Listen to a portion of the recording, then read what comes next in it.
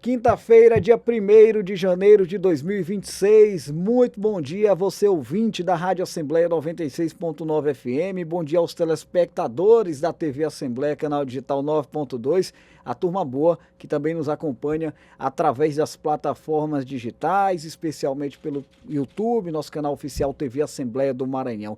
Que coisa boa, viu? Já estamos aqui no ano de 2026 com o nosso primeiro Diário da Manhã, que traz de maneira especial um assunto que interessa a todo mundo, viu? Principalmente você, papai e mamãe de família. A gente vai falar sobre economia. E eu, neste primeiro programa de 2026, estou tendo a alegria, a satisfação de receber aqui o professor Cursino Moreira, economista, ex-professor do Departamento de Economia da Universidade Federal do Maranhão, mestre em Economia Regional e Urbana, analista técnico do Sebrae. A gente vai falar um pouco sobre planejamento. Professor Cursino, seja muito bem-vindo mais uma vez. Muito obrigado por estar aqui com a gente. Bom dia.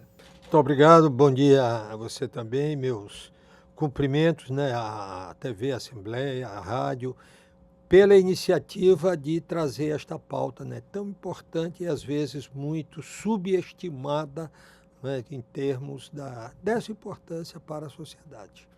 Nós é que agradecemos mais uma vez. Professor, janeiro normalmente é um mês que chama de fato a atenção de todo mundo para essa questão do planejamento orçamentário pessoal. Aí, né? A gente tem aqui na Assembleia a votação do plano orçamentário do Poder Executivo, e aí a gente vai falar sobre o pessoal, né? Do contribuinte, do cidadão, da cidadã. Mas por que janeiro? Porque janeiro a gente já começa a olhar aí com mais atenção enquanto consumidor para despesas como o IPVA, que já vai começar a ter um cronograma de vencimento. Quem tem crianças, adolescentes estudando, né, já tem toda uma preparação para isso. Mas não dá para pensar só no mês de janeiro, não é, professor? Quando se fala em orçamento. Não, eu acho que, aliás, o orçamento, um dos grandes avanços que o orçamento representou na vida social, política, econômica, de todos nós, é que ele ampliou o horizonte de prazo, de visão que a gente tem que ter das nossas despesas. Então, em vez de pensar apenas no mês, você pensar em 12 meses, você pensar em 24, você pensar em 6, dependendo, não é, de cada situação específica. Mas quanto mais visão de longo prazo a gente tiver quanto às despesas que a gente efetua, eu acho que melhor é o prognóstico das contas darem certo. E aí, quando se fala, por exemplo, em contenção de gastos, hein, professor? Muitas vezes a gente fica sempre pensando em ganhar mais. Eu preciso ganhar mais para minha vida melhorar. Mas é possível também melhorar a vida gastando menos também, né? Com certeza. E é mais difícil você aumentar o rendimento do que diminuir as despesas. Por quê? A despesa está sob o teu controle. É aquela variável que depende muito mais de você do que dos outros. Agora, o aumento, dependendo do tipo de trabalho que você tem, do qual obtém o seu rendimento, é mais difícil. Depende de terceiros essa decisão. Uma empresa depende de como os negócios estão indo para o empresário decidir dar um aumento para os empregados, salvo aqueles obrigatórios de lei. Sim. Num órgão público é mais rígido ainda, depende do orçamento, depende de lei de responsabilidade fiscal. Então, é melhor começar pelo mais simples, que seria reduzir a despesa, sem prejuízo de buscar aumentar a receita. Mas eu devo focar mais naquilo que eu tenho mais capacidade de controlar. Em muitos casos, o cartão de crédito é um grande vilão, hein, professor? É preciso ter disciplina para você que tem um cartão de crédito? Eu acho que a palavra disciplina é corretíssima. Eu entendo que o cartão de crédito, o crédito em geral, é uma grande invenção da economia, né? Olha bem, a gente consome uma coisa hoje que só vai acabar de pagar daqui a 12 meses, dependendo do que for. Uma casa você leva 25 anos, etc. Sim. Então, acho que isso tornou possível você ter uma série de coisas que não teria caso não houvesse crédito. Porém, ele é uma faca de dois gumes. Ele pode se transformar num instrumento de inviabilização sua, pessoal, porque você foi fazendo conta, elas se tornaram maiores do que o seu rendimento. Então, a disciplina, o monitoramento ali intensivo de como vão suas contas, eu acho que ninguém perde tempo nenhum se verificar semanalmente, mensalmente, suas contas, olhar assim, olhe, tal conta aqui vai até que mês? Ah, vai até maio. Ah, então tal coisa que eu estou pensando em comprar, eu só devo pensar a partir de maio, porque eu vou ter uma janela de oportunidade. Isso é um procedimento muito simples, porém muito importante e muito eficaz, e cujo requisito é disciplina, disciplina de gerenciar aquilo em tempo real. Professor, já que a gente está falando no cartão de crédito, essa questão do crédito, o cartão de fato muitas vezes é um vilão, dependendo da situação e do comportamento do consumidor. Quando é que é possível identificar que fazer um empréstimo pode ser importante? Eu faço essa pergunta porque imagine só um consumidor que está com as contas aí atropeladas, o cartão de crédito é aquele juro que é absurdo, né? Juros em cima de juros. E aí vai virando aquela bola de neve que você não tem condição de resolver. É importante, de repente, avaliar se um empréstimo não tem uma taxa de juros melhor do que aquilo o que está acontecendo já dentro do cartão de crédito para, de repente, quitar essa dívida? Com certeza. O cara trocar uma dívida de um encargo maior por uma dívida de um encargo menor. Sim. E com um prazo maior, né? Agora, isso reduz o problema dele.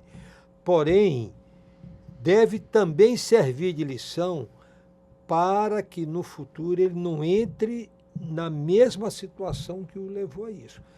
Trocar uma dívida de encargo maior por uma dívida de encargo menor é uma medida corretíssima de administração financeira. Porém, antecedendo a isso, o cara devia ter mais cuidado para não ter chegado a esse estágio de precisar, aí se chama isso tecnicamente de rolar a dívida. Rolar a dívida, tá, né? Entendendo? Tentar buscar o menos pior. Exatamente. Eu pego uma dívida mais antiga, reformo ela, boto mais para frente e assim eu vou vivendo. No tempo auge da inflação brasileira, lá no tempo do regime militar ainda, Delfim Neto, que foi um dos grandes nomes da economia do país. Foi o tempo auge da inflação, né? Década de 60, é isso? Exatamente. Aí Delfim Neto, para sair do aperto, que todo mundo acabava vendo, disse, não, mas dívida não se paga, dívida se administra. Tem até algum significado isso. Nunca como regra, só como exceção. Não pode se basear 100% eu nessa vou premissa. Me endividar. Perigoso. Hoje, essa dívida aqui é muito arriscada, mas eu vou administrá-la, eu vou trocar depois por outra. Se já entrou assim, não tem essa situação, ela cria uma situação que a gente chama de equilíbrio instável, tá certo?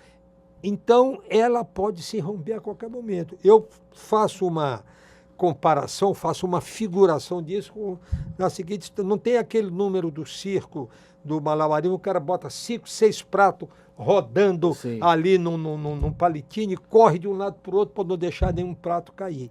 Eu vejo isso, toda vez que eu vejo isso, eu me lembro de alguns casos que eu já vi, já trabalhei, de pessoas num processo de endividamento daquele jeito. Não vai conseguir equilibrar os pratos, vai cair, vai quebrar. Deixa eu aproveitar então, interessante que o senhor traz um contexto histórico aqui, né, falando sobre o auge da inflação no Brasil, e agora eu vou puxar um pouquinho aqui já para o nosso momento, né. Nós temos hoje, e também saindo dessa questão do endividamento, já para um olhar voltado para a questão do investimento, já é um lado positivo aqui do ponto de vista do bolso do consumidor. Temos hoje uma diversidade de ofertas de investimentos, ainda mais com esse negócio de banco digital que tomou conta de tudo aí. Hoje você tem banco de tudo quanto é jeito. E aí eu lhe pergunto, hoje você tem, por exemplo, renda fixa, renda variável, fundo imobiliário, tudo isso na palma da mão do consumidor, né? Aquele que tem uma reservinha, que está pensando em não deixar mais esse dinheiro parado, como é que ele deve identificar, de acordo com as orientações do senhor, o perfil dele, onde ele deve aplicar esse dinheiro, como é que ele pode obter de repente um lucro aí com esse dinheiro que estaria parado? Eu acho que a primeira coisa é procurar um profissional desse ramo, não é? É claro, tem muita informação. O fato de procurar um especialista não dispensa de eu próprio ir verificar, ir me informar, Dá uma não é? estudada, Dar né? uma estudada, etc. Quanto mais, melhor. Estudo, conhecimento, informação nunca é demais. Porém, né, há de fato especificidades nesse mercado que recomendam que você busque um profissional. Agora, que profissional? Um profissional de sua confiança, um profissional de reputação, não é? De credibilidade, para você não se meter numa armadilha, como tem acontecido, tem casos demais aí. Então, não faltam no Brasil especialistas sérios, competentes, honestos, como também não faltam muito, me permite até um termo vulgar, picaretas Tem que ficar por aí, atento. tá entendendo? Então você tem que estar muito atento. E aí a internet é um grande aliado, porque ela Uma fonte de lá pesquisa. lá tá a folha corrida de todo mundo, não é? Mas assim, eu sou muito favorável a que se busque um assessoramento profissional. Ah, eu vou pagar alguma coisa. Sim, é um trabalho profissional, etc. Agora, o custo-benefício da garantia que eu tenho daquilo, eu acho que é mais do que justificável pagar esse profissional. Até porque nós estamos falando de patrimônio, não é, professor? Você vai Exatamente. colocar o seu patrimônio de uma maneira aleatória em qualquer lugar, não é? É importante, de fato. Que às vezes, e que além, ele é o seu patrimônio e ele é o seu legado aos seus descendentes. A gente tem que ter essa reflexão todo dia.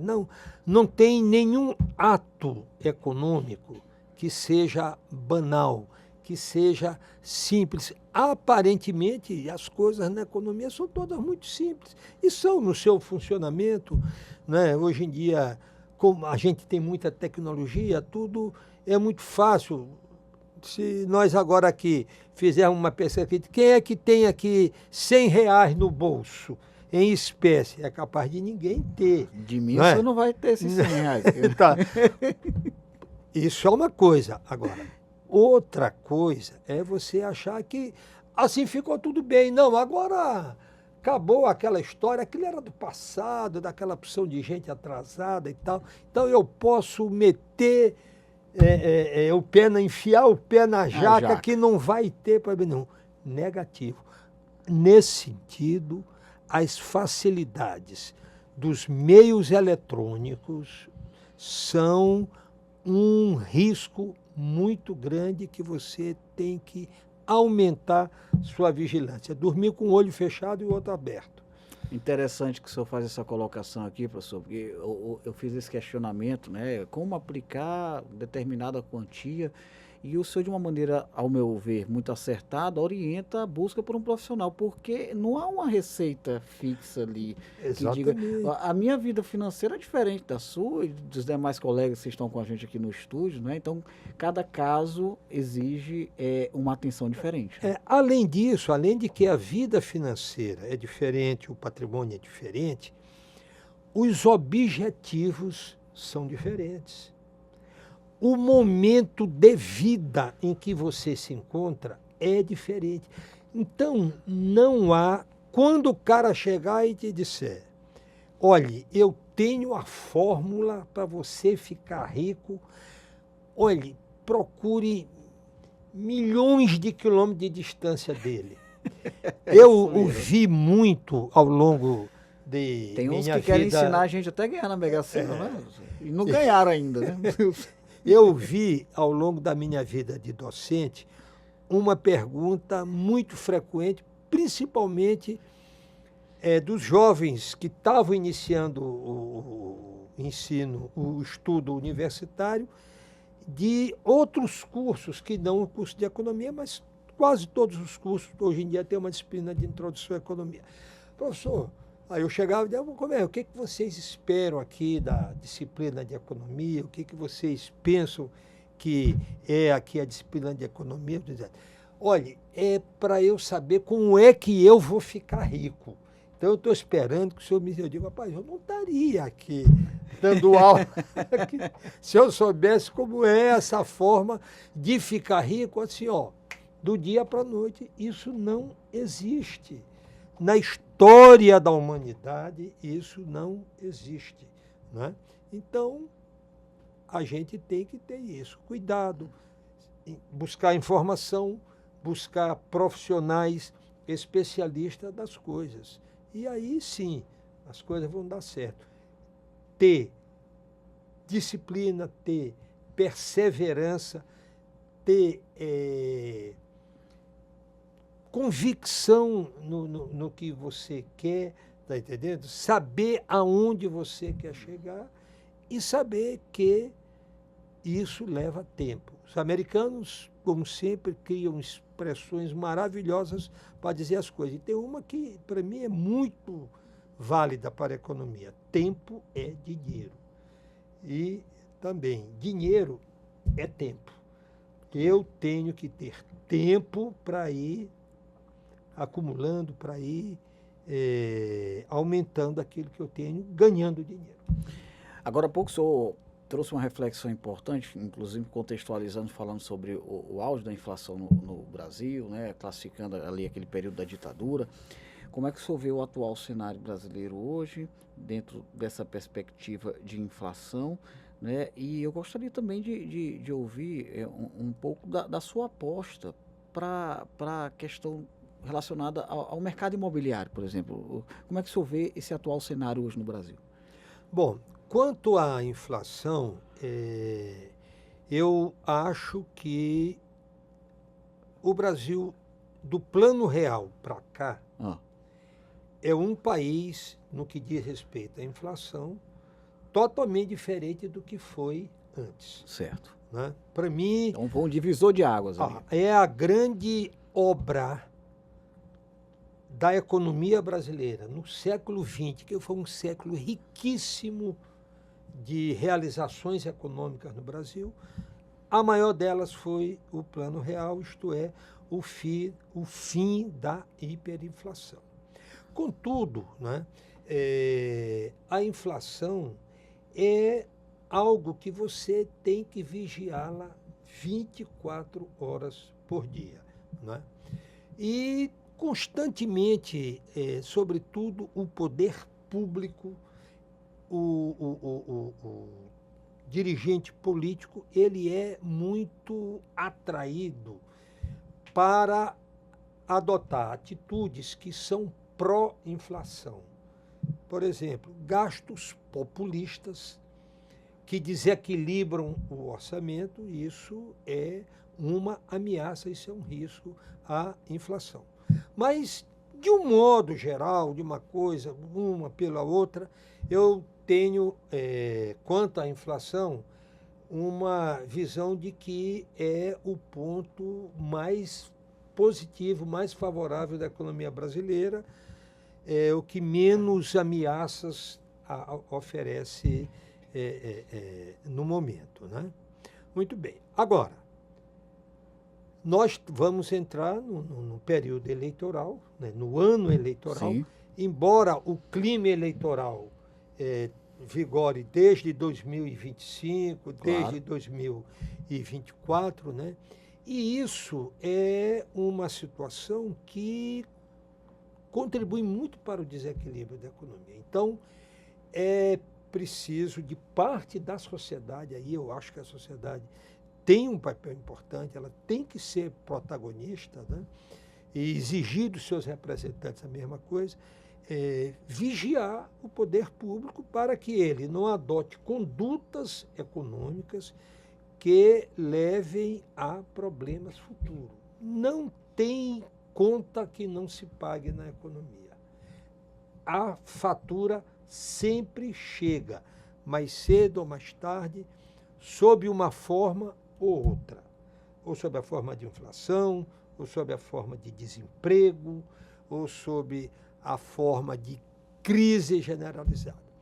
No que diz respeito ao setor imobiliário, né, eu acho que esse é um setor da economia brasileira que sempre teve um desempenho muito positivo. Por exemplo, a área da construção civil é muito empregadora, né?